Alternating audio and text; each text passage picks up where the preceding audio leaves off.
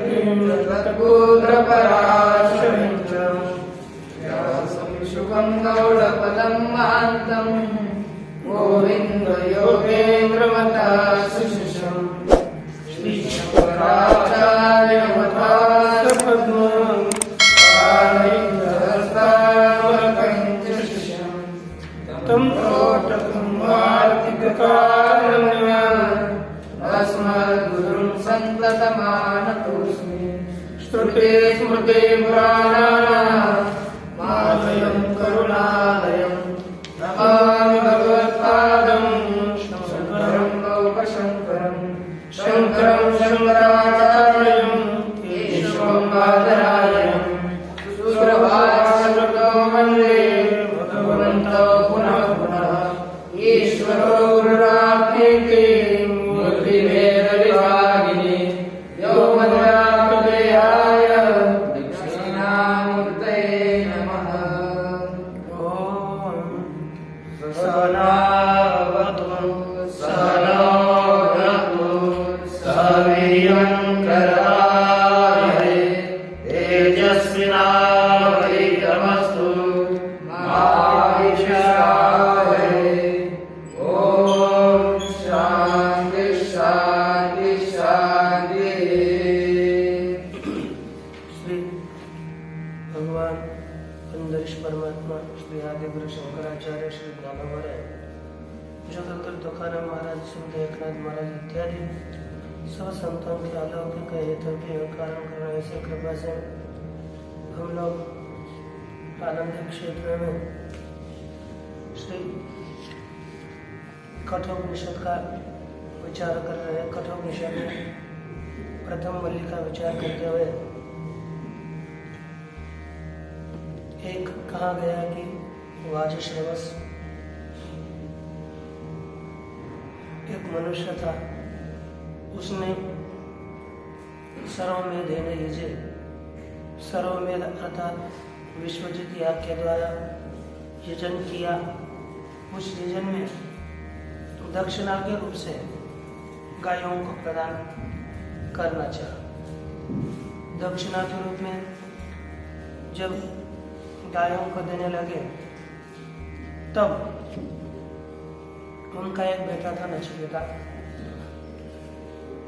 तब कुमारकं संतम दक्षिणाश्व नियमानाश श्रद्धा विनेश। तब दक्षिणा के लिए कुछ गायें लेके जा रहे थे। तब उसने ऐसा विचार किया कि ये तो जितनी भी गायें लेके जा रहे हैं वो गाय तो इसके बाद पानी नहीं पी सकती, खा नहीं सकती, दूध नहीं दे सकती, बच्चों को जन्म नहीं दे सकती। ऐसे गायों को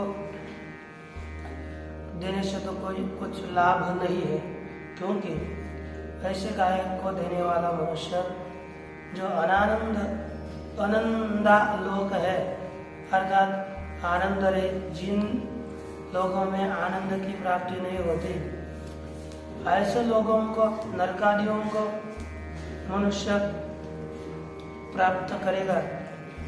इसलिए यह गाय देना ठीक नहीं, इसके मन में आया। तत्पश्चात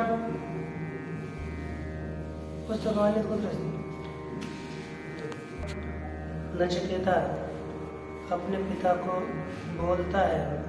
उसके विषय में चतुर्थ मंत्र का और मंत्र की अवतरणिका आप प्रारंभ में देखिए। तदेवं क्रत्व संपत्ति निमित्तम पितुरनिष्टम फलम मया पुत्रेण सदा निवारणीयम आत्म प्रदानेन अपि क्रतु संपत्तिम कृत्वेत्येवं मत्वा पितरम उपगम्य स होवाच। जब पिताजी बूढ़ी गायों को ब्राह्मणों के लिए दक्षिणा के हेतु से लेके जा रहे थे, तब तद एवं क्रत्व संपत्ति निमित्तम पितुरनिष्टम फलम। बस नचिकेता ने माना कि इस तरह क्रतु की संपत्ति नहीं होती, अर्थात यज्ञ की पूर्तता नहीं होती। तद एवं क्रत्व संपत्ति निमित्तम, क्रतु याग की असंपत्ति अपूर्णता के निमित्तक पितु अनिष्टम फलम, पिता को अनिष्ट फल मिलेगा जो इष्ट नहीं। कौन सा? अनंदा नामते लोका तांस गच्छति, जो बूढ़ी गायों को दान में देता है वह आनंद रहित ऐसे जो लोग है उन लोगों को प्राप्त होता है, उनको जाता है गायों को देने वाला। तो ये पिता को भी ऐसा फल न होवे, हमको इस फल की प्राप्ति न हो, इसके कारण मैंने क्या करना चाहिए? पिता का कुछ भी काम हो, कुछ भी पिता के अनिष्ट होने वाला हो उसका त्राण करना चाहिए। पितु अनिष्टम फलम मया पुत्रेण सदा निवारणीयम, मुझ पुत्र के होते हुए तथा पुत्र होते हुए मैंने उसका निवारण करना चाहिए। कैसे? ताकि आत्म प्रदानेन अपि, अपना ये जीवन है, इस जीवन के दान के द्वारा भी अपने खुद को हम किसी को प्रदान करें, उसके द्वारा भी पुत्र ने अपने पिता के अनिष्ट का वारण करना चाहिए ही। अर्थात क्या करना है? फिर क्रतु संपत्तिम कृत्वा, अपने प्रदान के द्वारा भी यज्ञ की पूर्णता करके, यज्ञ की पूर्णता करके पिता के अनिष्ट का निवारण करना चाहिए। इति एवं मत्वा, ऐसा मान करके पितरम उपगम्य, पिता के पास जा करके सहोवाच, अब उसने अपने पिता को कुछ वचन कहे। क्या कहता है? देखिए, सहोवाच पितरम तत कस्मै मां दास्यसीति द्वितीयं तृतीयं तद्भोवाच मृत्यवे त्वा ददामीति।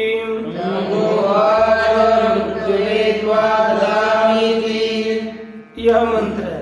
इस मंत्र का सरल अर्थ सह पितरम होवाच, सह अर्थात नचिकेता पितरम जनकम उवाच उक्तवान, नचिकेता ने अपने पिताजी को कहा,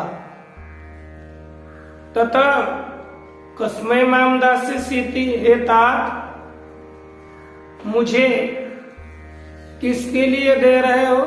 दोगे? किसके लिए दे दोगे? भविष्य काल के प्रयोग में मुझे किसके लिए दोगे? अर्थात किसकी किस ऋत्विक के लिए दक्षिणा रूप से मुझे दान दोगे? एक बार नहीं कहा जब गायों को लेकर जा रहे थे, द्वितीय होवाच, तृतीय होवाच, 3 बार बोला। तो बच्चा पहली बार हम छोड़ दे, कोई पिता छोड़ देता है, दूसरी बार भी छोड़ देगा, तीसरी बार बोलने के बाद लगता है ये ज्यादा बिखर गया है ना। तो तीसरी बार कहा तो पिताजी को लगा कि ये तो मुझे बुलाना दे रहा है। उसने कहा कि सह पिता होवाच होवाच, तम अर्थात नचिकेतसम, नचिकेता के लिए वो पिताजी ने कहा, क्या कहा? मृत्यवे त्वा ददामी इति, त्वा अर्थात त्वां, मैं तुझे मृत्यु के लिए प्रदान करता हूँ, मैं उसके लिए तुझे देता हूँ।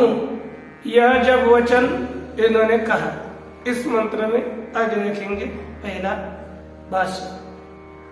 स होवाच पितरम, नचिकेता ने पिताजी को कहा, तत हे तात, अरे हे बाबा पिताजी, कस्मै ऋत्विक विशेषाय दक्षिणार्थम माम दास्यसि, इस ऋत्विक विशेष के लिए दक्षिणा के लिए मुझे आप दान दोगे? यह जो नचिकेता है नचिकेता ने पूर्व में ऐसे विचार क्यों किया? क्योंकि देखो बोलता है कि मया पुत्र न सता निवारणीय, क्योंकि पुत्र की व्याख्या ऐसी है ना, पुन्नामनो नरकर्ता त्रायते पुत्र। इस हेतु से, इस उत्पत्ति के कारण पिताजी का रक्षण करनी चाहिए। किसी भी हिसाब से तीसरे पिताजी को कहता है, वे पिताजी मुझे किसके लिए, किस ऋत्विक के लिए आप प्रदान कर रहे हो? दक्षिणार्थम हम दास्यसि, दक्षिणा के लिए मुझे आप दोगे। इति दास्यस्य अर्थ प्रयस्यसि इति एतत् दास्यसि, इसके अर्थ किया आप किसको मुझे दान दोगे। एवं उक्तेन पितरा उपेक्षमाणोपि, इस प्रकार इति एवं उक्तेन नचिकेतसा, जब वो पितरा इस तरह नचिकेता के द्वारा पूछे गए वारंवार, किसे मुझे देते हो, किसे मुझे देते हो, ऐसे बताया गया हुए जो पिताजी है, इसने क्योंकि कर्म पिता है और कर्ता नचिकेता था पूछने वाला। इस तरह पूछे गए जो पिता है, उस पिताजी ने उपेक्षमाणों भी वारंवार उपेक्षा किए जाने पर भी द्वितीय तृतीयम अपि उवाच, दूसरी बार भी बोला, तीसरी बार भी बोला, कस्मै मां दास्यसि, कस्मै मां दास्यसि थी, मुझे किसे प्रदान करोगे, मुझे किस ऋतु के लिए दान दोगे? ऐसे 2 बार 3 बार बोला तो पिताजी ने समझ लिया नायम कुमार स्वभाव है, ये तो बालक का स्वभाव नहीं है, बहुत ढीठ है, ये नहीं बोलना चाहिए। पिताजी को लगा खराब, और जैसा कोई आदमी क्रोध में बोल देता है वैसे ही पिताजी ने कहा मृत्यवे त्वादद क्रुद्धः सन् पिता तम अपुत्रम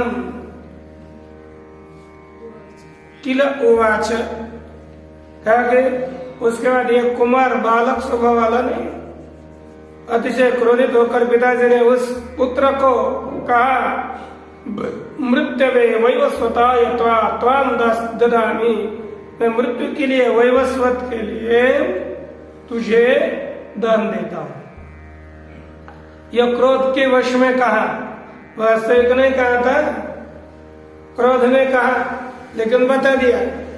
तो इस प्रकार बताने के बाद सह एवं उक्त पुत्र एकांते परिदेवयांचिता, पिताजी ने जब कहा तब पुत्र एकांत में नचिकेता गया, उसने परिदेवयांचकार दीर्घ चिंता कृतवान, बहुत विचार किया। क्या क्या विचार किया? तो कहते कथमिति उच्यते, कैसे विचार किया? ये शंका। उत्तर कहते उच्यते, जैसे विचार किया उसे हमारे द्वारा कहा जाता है। अब देख लीजिए क्या किया। बहुनामी प्रथमो, बहुनामी मध्यमः, स्वीयमस्य कर्तव्यम्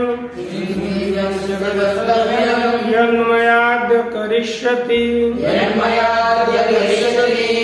कहा कि पेक्षा कमी जास्त पेक्षा कमी से ॲज इंटरप्रेट ॲज बरोबर पेक्षा जास्त अधिक बहुनाम 98222 बहुनाम शिष्याणाम पुत्राणाम अहम प्रथमम, जितने भी शिष्य हैं उन सभी शिष्यों में मेरा क्रमांक है प्रथम। मैं कभी भी इनमें प्रथम ही आता हूं, आचरण में हो अथवा अभ्यास में हो, किसी भी दृष्टि से मैं प्रथम होता हूं।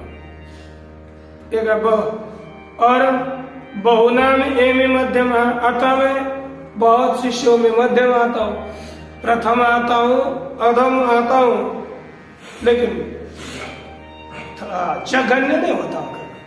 3 क्रमांक नहीं, होऊंगा तो प्रथम नहीं तो द्वितीय, तीसरे स्थान पर मैं कभी आचरण मेरा होता ही नहीं।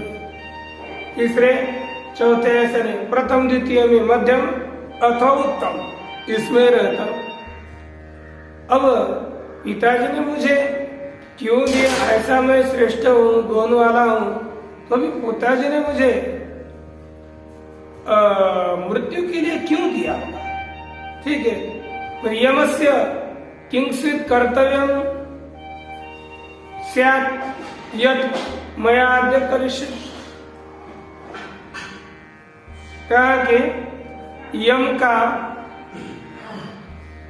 कौन सा किंचित् यमस्य किंचित् कर्तव्यम से, यम का क्या कर्म होगा जो मेरे द्वारा किया जाएगा? यत् मया अद्य करिष्यति, किया जाएगा। इस तरह से उसने यम से किम कर यम मया यत् मया कर्तव्यम तद यमस्य कर्तव्यम किम स्यात् स किं करिष्यति, उसका क्या काम होगा? ये मन में विचार करने लगा। भाष्य देखिए तो थोड़ा सी विभक्ति का भी परिणाम करना पड़ सकता है। देखिए, बहुनाम शिष्याणाम पुत्राणाम वा एमि गच्छामि प्रथमस्सन् मुख्या शिष्यादिवृत्तया इत्यर्थः। बहुनाम शिष्याणाम, बहुत शिष्य पुत्र, इनमें मैं प्रथमस्सन् मुख्य रूप से ही शिष्यादिवृत्तिया, शिष्य मुख्य रूप से शिष्यादिवृत्तिया वृत्ति से प्राप्त होता हूँ। कुछ भी हो, शिष्य का आचरण वगैरह हो तो मैं उनमें मुख्य होकर प्राप्त होता हूँ, पुत्र हो अथवा शिष्य हो। मध्यम मध्यमानां च बहुनां मध्यमयी वृत्तियां में, जो जितने भी मध्यम बहुत है, मध्यम जितने हैं उनमें मध्यम वृत्ति से भी रहता हूं, उत्तम में रहता हूं। न अधमया कदाचित अपि, मैं अधम आचरण से कभी भी नहीं जीता। तम एवं विशिष्ट गुणम अपि पुत्रम माम, उस इस गुण विशिष्ट पुत्र को मुझे मृत्यवे त्वाम ददामिति उक्तवान पिता। मुझे क्या बोला पिताजी, क्या बोले? मैं तुझे मृत्यु को दान करता हूं, ऐसे पिताजी बोले। सकिंचित् यमस्य कर्तव्यम प्रयोजनम मया प्रपत्तेन करिष्यति यत् कर्तव्यम अद्य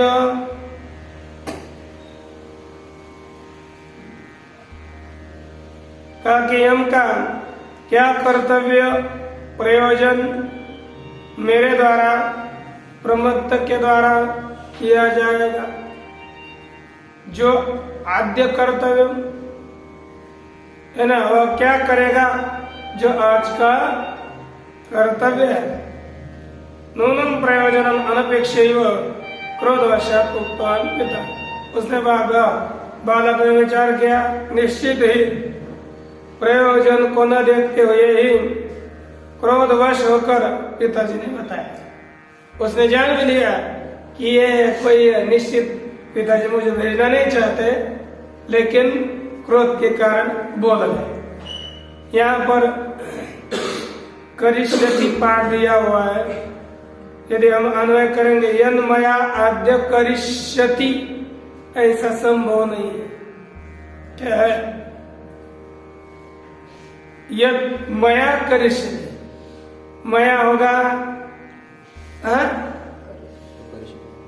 तो करिष्यति कैसे होगा? परस्पर यदि हम इसको कर्मणि प्रयोग करेंगे तो करिष्यते होगा, करिष्यति नहीं। इसलिए विभक्ति पुरुष विपरिणाम भी नहीं, बस प्रयोग विपरिणाम करना पड़ेगा। अर्थात करिष्यति इसका होगा करिष्यते, अर्थ के लिए मूल मंत्र में नहीं। जो मुझ प्रमत्त के द्वारा किया जाएगा, ऐसा जो कर्तव्य आज मेरे द्वारा किया जाएगा, ऐसा यम का क्या प्रयोजन है?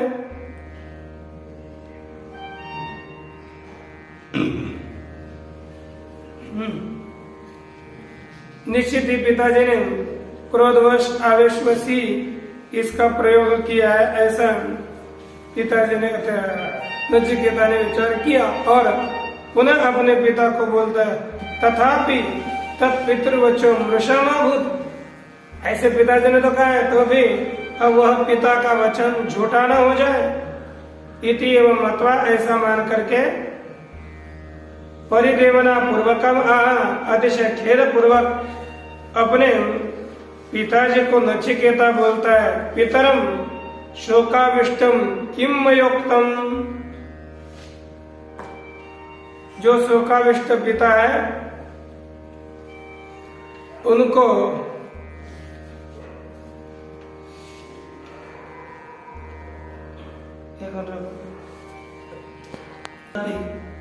तत्पितुर्वच मृषामाभूत, अपने वह पिता का वचन मिथ्या न हो, ऐसा इसने विचार किया और एकांत में बैठे हुए चिंता कर रहे थे।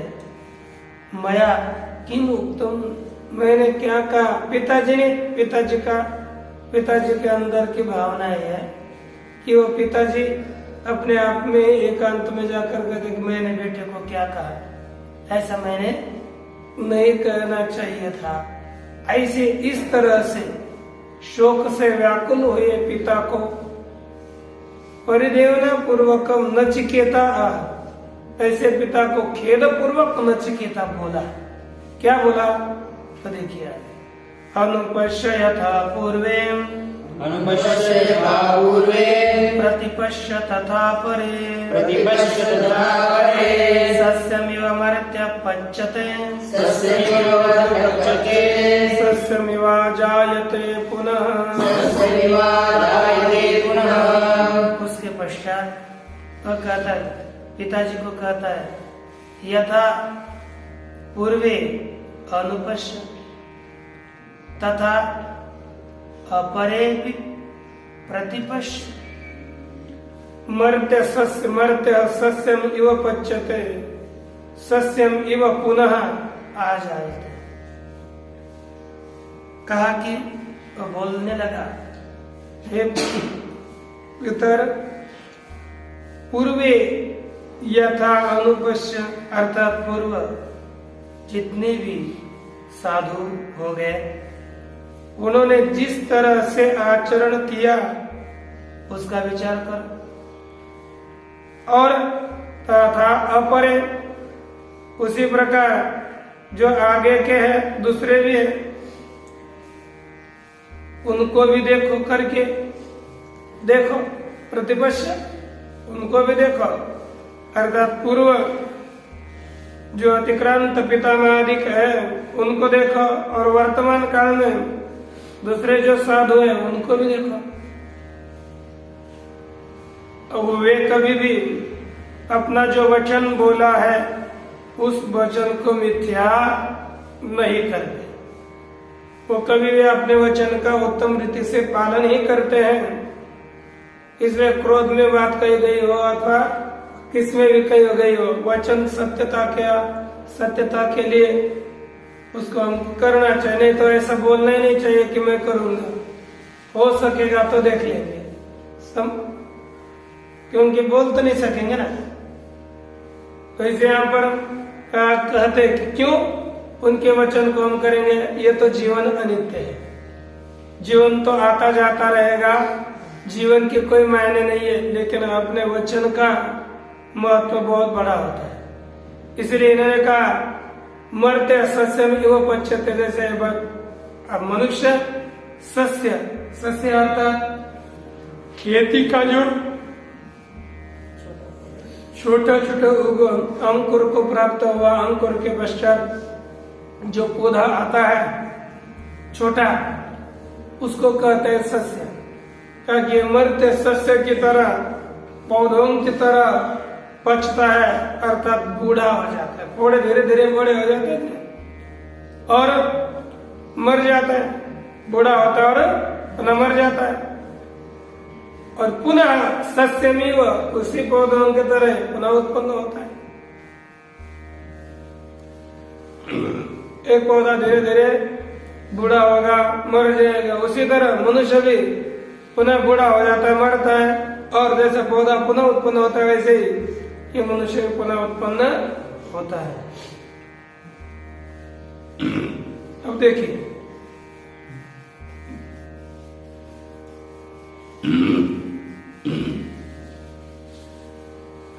अनुपश्य आलोचय निभालय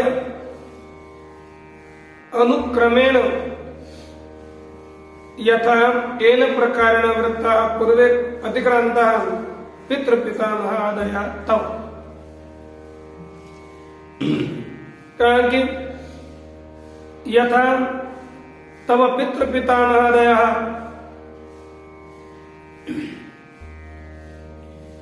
पूर्वे अतिक्रांता यथावर्तेन,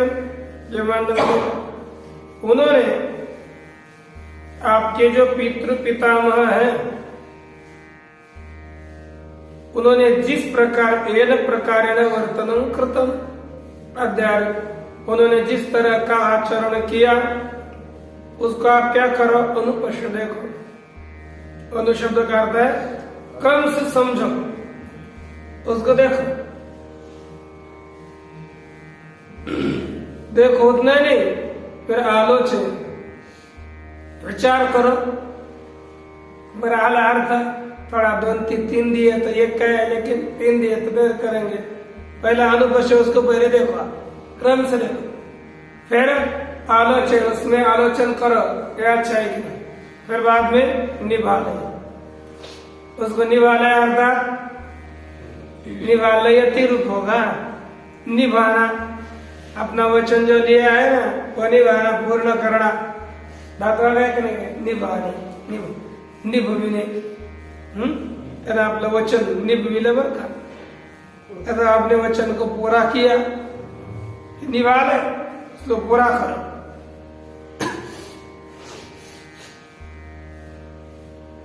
तान दृष्ट्वा च तेषां व्रतम आस्तातुम अर्हसि, उनको देखो, अर्थात उनको देख करके उनके आचरण के ऊपर तो श्रद्धा रख सकता है। ठीक है ना? अब कौन होगा, हो गया कि वर्तमान परे साधव, वर्तमान साधु और दूसरे साधु, अथवा वर्तमान दूसरे साधु। यथा वर्तन्ते तांश प्रतिपक्ष आलोचय तथा, अतः वर्तमान काल में भी जो साधु रहते हैं उनको देखो, आलोचन करो और उनकी तरह अनुष्ठान करो। न तेषु मृषाकरणम वृत्तम वर्तमानम व अस्ति, उनमें झूठ करना रूपी आचरण पूर्व में हुआ नहीं और वर्तमान में भी नहीं है। तद विपरीतम असत अस्तांच व्रतम मृषाकरणम, और जो असत लोग हैं उनका उससे ठीक विपरीत कर्तव्य होता है। ऐसा करना, झूठे जैसा करना, मृषा काम करना। और न च मृषा कृत्वा कश्चित् अजरो अमरो भवति, किसने झूठ काम किया तो कोई अजरा मरना।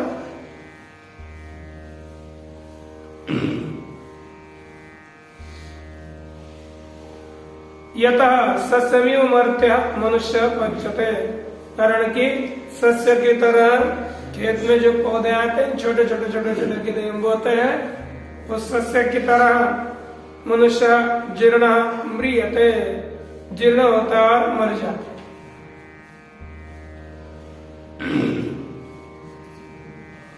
मृत्वाच सस्यम इव आ जाते, और मरने के बाद कैसे, जैसे धान पुनः उगता है ना, उसी तरह पुनः यह जन्म लेता है, आयुर्भूत होता है। पुनः एवं अनिन्य जीवलोके किम मृषा करने, अनित्य अनित्य, पुनः इस तरह अनित्य जो जीवली लोक है उसमें झूठ करने से क्या लाभ। इसलिए पितन पालय आत्मनः सत्यम, अपने सत्य का पालन करिए, प्रेषय माम यमाय इत्यभिप्राय। तात्पर्य अर्थ क्या है, मुझे यम के ओर भेज दीजिए। इस तरह पिताजी को कह रहा, तब पिताजी ने भेज दिया। पिताजी ने कहा ठीक है जाओ बेटा। जाने के बाद जब ये नचिकेता एवं कैसे क्यों मानेंगे, भेज दिया तो सभी वहां पर चले गए।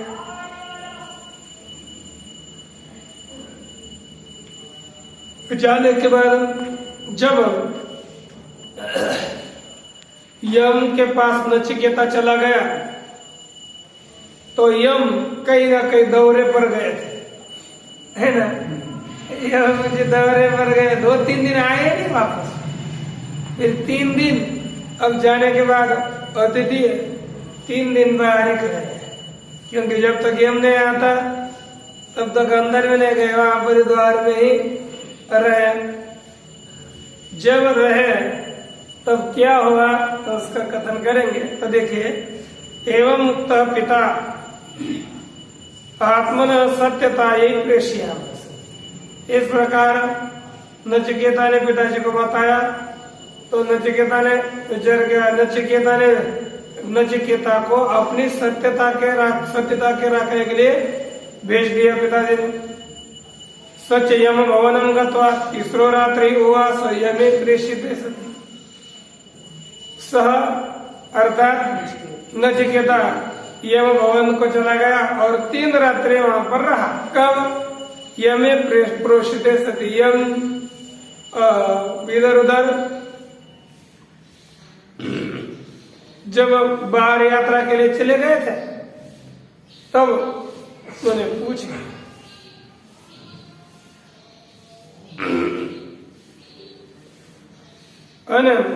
कि 3 दिवस रह गया यमे प्रोषित सती, तीसरा रात्रि वह 3 रात्रि यम भवन में वहां पर रह गया।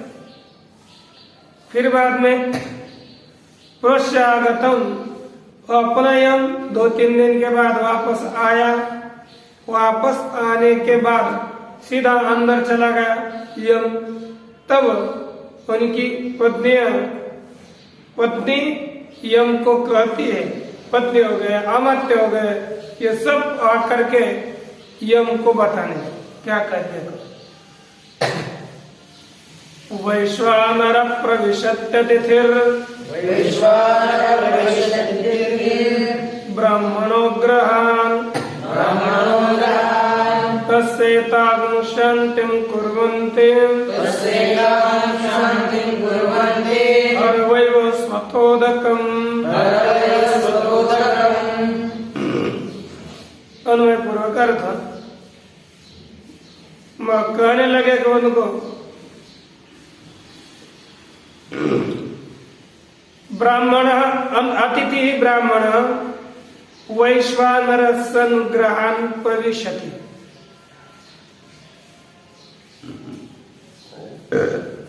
हे वैवस्वत, करना पड़ेगा। हे वैवस्वत वैश्वानर ब्राह्मण अतिथि वैश्वानर संग्रहान प्रविशति तस्यैतां शांतिं कुर्वन्ति हर वैवस्वतोदकम्। ये उदकम हर अर्थ क्या हो गया कि अतिथि ब्राह्मण वैश्वानर होते हुए अग्नि होकर घर में प्रवेश करता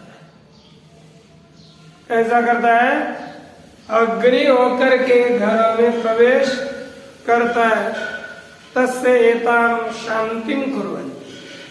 और जो पुराने लोग थे, संत लोग थे, ऐसे अतिथि की शांति करते हैं।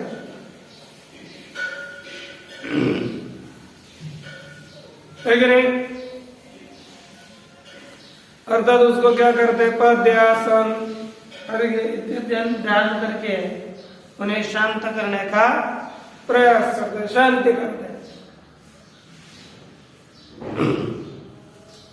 इसलिए उदकम हे वैवस्वत उदकम हर, आप उदक नचिकेता देव के पदार्थ के प्रक्षालन के लिए रखिए।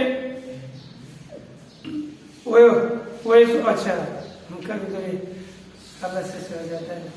ये क्या होगा कि वही सुत के लिए कहा, ये जो नचिकेता है, नचिकेता के लिए आप उसके पाद्य अर्घ्यासन आदि करने के लिए उदक पानी लाइए, अगर पानी लेकर जाइए।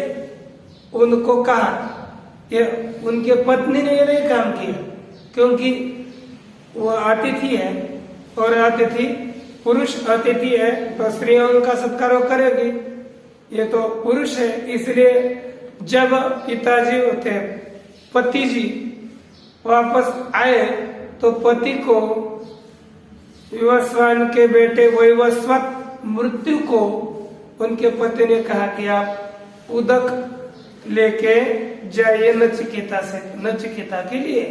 अब ये देखिए भाष्य, प्रोश्यागतम यमम आमात्या भार्या वा ऊचु। प्रोश्या अर्थात जो बाहर से हम बोल देंगे तीर्थ यात्रा वालों अथवा विदेश से घूम कर आने के बाद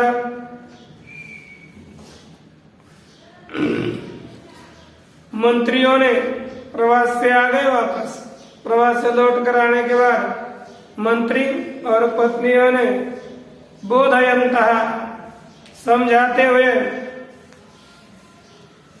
यम को कहा, क्या कहा कि वैश्वानर अर्थात अग्निरेव साक्षात।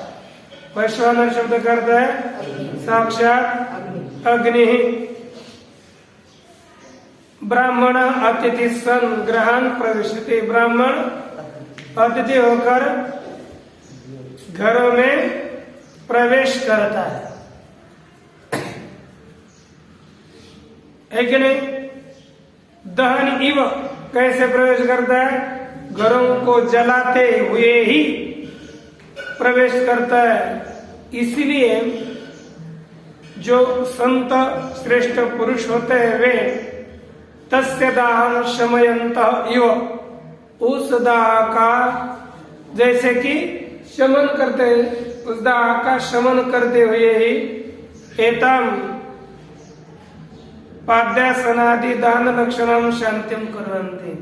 यह पाद्य आसन इत्यादि दान रूपा शांति करते हैं। कौन करते हैं? संत। क्रियापद बाद में दिया इसलिए श्रेष्ठ पुरुष उसका उस दाह को शांत कराते हुए पाद्य आसन इत्यादि शांति करते हैं। किसकी करते हैं? ताकि अतिथि की करते हैं। अतिथि है यतः कुर्वन्ति, जिस कारण से अतिथि की शांति करते हैं। अतः हर आहार, अतः हर अर्थात आहार लाओ। हे वैवस्वत उदकम नचिकेतसे पाद्याद्यर्थम, नचिकेता के पाद्यादि अर्घ्य करने के लिए उदक पानी लाओ। यतश्च अकरणे प्रत्यवाय श्रूयते, क्योंकि न करने पर प्रत्यवाय सुना जाता है, अर्थात हानि सुनी जाती है। तो यह क्या हो जाता है? यथा शांतिम अनिता अग्नि सपरिकरम गृहम दहति, जैसे जैसे अग्नि को शांत न किया हो तो शांत न किया हुआ अग्नि अपने जितना भी समुदाय है, सब परिवार में जितने भी पदार्थ है उन सब के सहित घर को भी जला देता है। इसलिए जल्दी आग को बुझाना चाहिए। उसी तरह अतिथि की यदि पूजा नहीं करी तो वह अतिथि भी अपने सब का नाश कर देता है, सबको जला देता है। अब किसको किसको जला देता है, इसका उत्तर होना चाहिए कि नहीं? तो कौन कौन चीजें हैं जिनको अग्नि जला देती है? तो देखिए, आशा प्रतीक्षेम संगतम, सोनृताम चेष्टा पूर्ते पुत्र पशुंश सर्वान्, पुत्रपशुश्च सर्वान् एतद्वृङ्क्ते पुरुषस्याल्पमेधसो एतद्वृन्दे पुरुषस्याल्पमेधसो यस्य न स्नन् वसति ब्राह्मणो गृहे। यस्याश्वं वसति ब्राह्मणो गृहे। यहाँ पर न करने पर प्रत्यवाय सुना जाता है। यह जो बताया उसी प्रत्यवाय का कथन यहाँ पर किया जा रहा है। कहा कि आशा प्रतीक्षे, आशा क्या क्या नष्ट हो जाते हैं, उसके आशा नष्ट हो जाती है।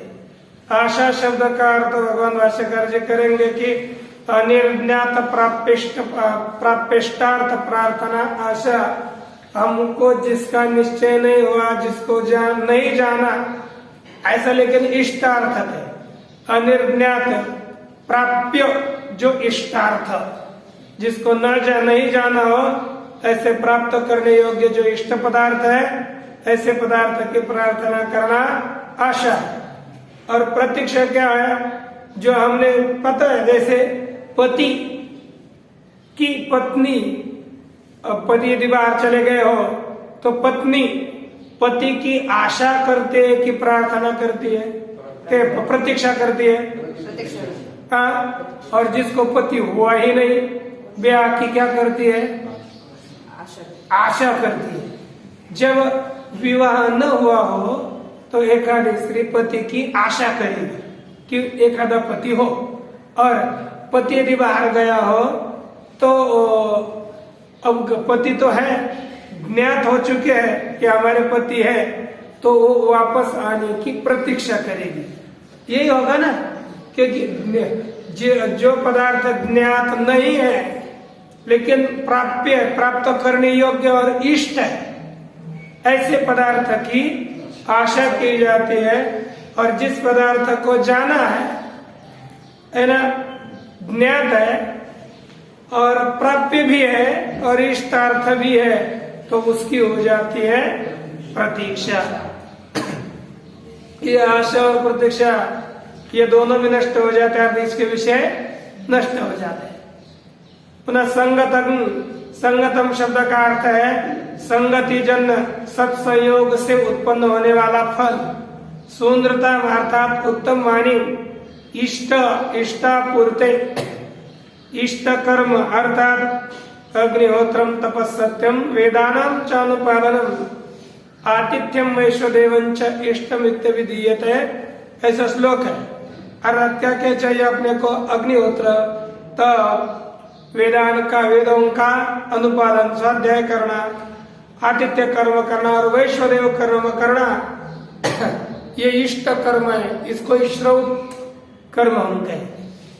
दूसरा है इष्टापूर्त, पूर्त अर्थात वापिकुपतरागादि देवतायनानि च अन्न प्रदानम आरमः पूर्तमित्य विधीयते। क्या क्या बनाना, वापिकुपतरागादि, वापी कुआं खोदना, तालाब बनाना, वापिकुपतरागादि देवतायनन मंदिर बनाना, अन्न प्रदानम, ये बोलते हैं ना, अन्न देना और आराम, बगीचा इत्यादि बनाना, ये सभी कर्म पूर्त कहे जाते हैं। इष्ट पूर्त ये भी नष्ट हो जाते हैं। पुत्र पशु सर्वान पुत्र पशु, सर्व बेटे पशु, ये एतत् वृंगते अल्पमेधस पुरुष वृंगते। अर्थात कैसे कहो, यस्य गृहे ब्राह्मण अनश्नन् वसति तस्य अल्पमेध पुरुषस्य एतत् सर्वं वृंगते। जिस ब्राह्मण के घर में यस्य ब्राह्मण गृहे यस्य गृहे ब्राह्मण अनश्नन् वसति, जिसके घर में ब्राह्मण न खाता हुआ रहता है, ऐसा ही रहता है, खान पान नहीं करते हुए जिसके घर में ब्राह्मण रहता है, तस्य तत्सर्वं वृंगते, उस पुरुष के यह सब अभी जो बताए हुए पदार्थ है ये सभी नष्ट हो जाते हैं। अभी इसी का भाष्य सरल है। आशा प्रतीक्षे अनिर्ज्ञात प्राप्य इष्टार्थ प्रार्थना, ऐसा जिसको नहीं जाना ऐसा प्राप्य इष्ट पदार्थ है उसकी प्रार्थना करना, यही आशा है। निर्ज्ञात प्राप्य इष्टार्थ प्रतीक्षा, जिसको हमने जान लिया है ऐसा प्राप्त करने योग्य जो इष्टार्थ है उसकी प्रतीक्षा करना ही प्रतीक्षण ही प्रतीक्षा है। ते आशा प्रतीक्षे, वे जो आशा और प्रतीक्षा है वे दोनों भी नष्ट हो जाते हैं। और कौन? संगतम अर्थात सत्संयोगजम फलम, संतों के सहयोग से उत्पन्न हुआ फल पुण्य वो भी नष्ट होता है। सुंदरतम च, सुंदरता ही प्रियवाक, सुंदरता अर्थात प्रियवाणी, अच्छी वाणी, सत्यवाणी, और तन्निमित्तं च फल, अच्छी वाणी हम बोलेंगे तन्निमित्तक बहुत अच्छा फल मिलता है, वह फल भी नष्ट हो जाता है। इष्टापूर्ति,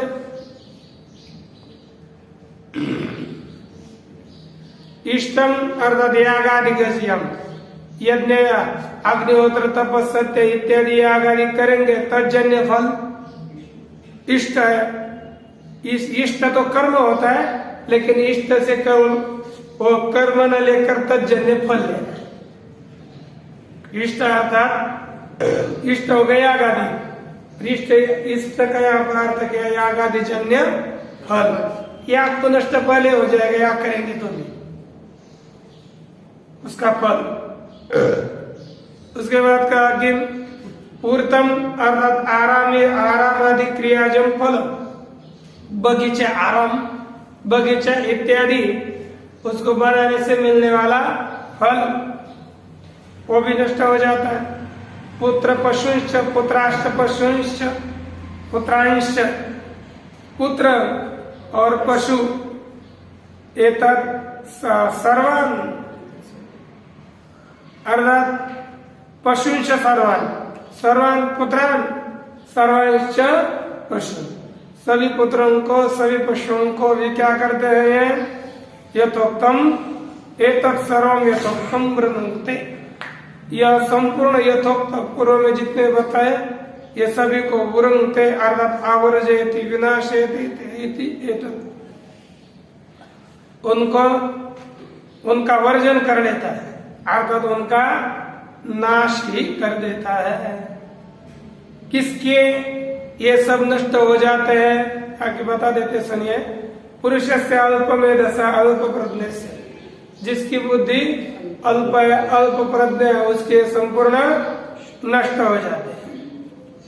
अब ये अल्प में तो कौन है? तो देखिए, यस्य अश्नन अभुंजानो ब्राह्मणो गृहे वसति, जिसके घर में न खाते हुए है ना, अर्थात वह कभी भी उपवास में आया अतिथि, लेकिन कुछ भी न खाते हुए जिसके घर में ब्राह्मण निवास करता है उसके सब कुछ नष्ट हो जाते हैं।